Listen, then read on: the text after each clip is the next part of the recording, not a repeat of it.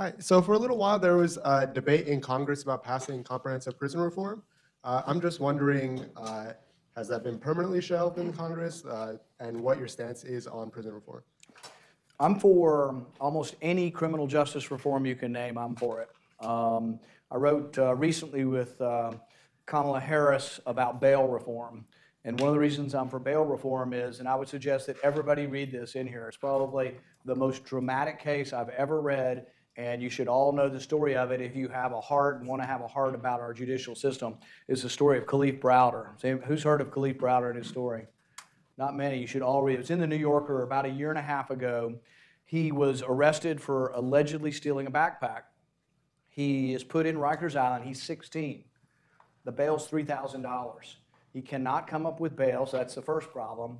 But here's the second problem. He was kept for 3 years in Rikers Island, 2 years in solitary confinement. He was beaten by guards, beaten by prisoners, which also shouldn't happen in our prisons, and then ultimately tried to commit suicide in prison several times, got out, never could function again, and then committed suicide, and unfortunately was successful.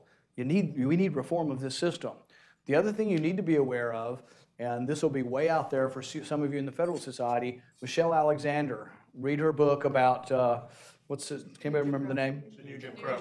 Say again? The New Jim Crow. The New Jim Crow, because it talks about, and I think this is an important distinction also, it is not, most of the disparity in our outcomes of our judicial system is not intentional racism, I don't think. I don't think the cops are all racist. I don't think the mayors and judges and lawyers are all racist. But I do think there's a disparate outcome when you look at who's in prison. If you measure drug use from whites and blacks, it's about equal by most surveys. But if you look at the prison, 4 out of 5 people in prison are black or brown. They don't have the resources. They do worse on plea bargaining. Every step of the way, they don't do as well. And the answer to it is somewhat not having such a harsh war on drugs and not putting people in prison for drug use. But the other answer is we do need to be conscious of it as far as the disparity in this. And I think it also leads to some despair, anger, and a lot of the other problems we have. And I can promise you, all you got to do is think of, if you're a rich white kid and live in the suburbs and you smoke pot in your parents' basement, what are the odds of you being caught? Almost zero. But if you're a poor kid in the city and there's no place you can go inside and you're smoking pot on a corner, you're going to be caught. And so 9 times out of 10, you're going to be caught. And the white kid in the suburbs, or rich kid, doesn't always have to be white, is not going to be caught. So this disparity adds up over time. So I'm for almost all of the criminal justice reform that you can name. Bail reform, letting people vote again, expunging records. And it's actually become a bipartisan thing. In my state, the governor is Republican, evangelical Christian, conservative as you get, but we passed an expungement bill that says, I think it's not all crimes, but for many crimes, after a certain period of time, your records get wiped clean.